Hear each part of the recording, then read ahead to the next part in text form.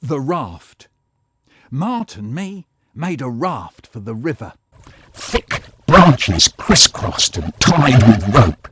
Empty cans on top to help it Float. Mart and me would row about on the water. We'd cross to the other side.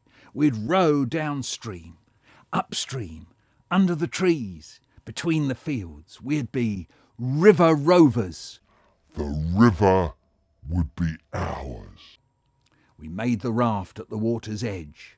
We pushed it out into the shallows. Mart got on. "Are you getting on?" he said.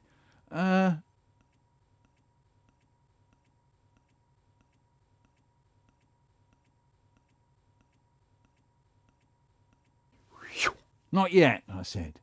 And then it flipped. It flipped right over.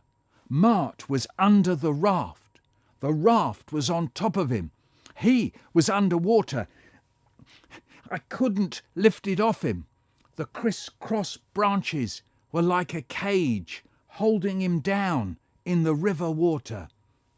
His face came up into a space between the branches. He called out.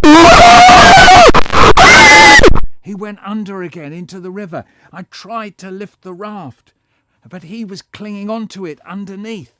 I couldn't lift the raft. His face came up into the space again. I could see his hands gripping the branches. He was trying to get air, but he couldn't get his mouth up high enough into the space, so his mouth was filling up with river water. Then he went under again, and the space where his face had been was river brown.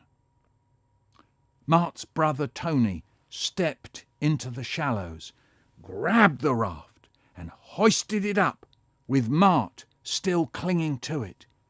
Mart choked, coughed and spat. He sat on the riverbank, shuddering. His clothes stuck to him like another skin. Mart's mum and dad and my mum and dad had a conference. They decided that there would be no rafting.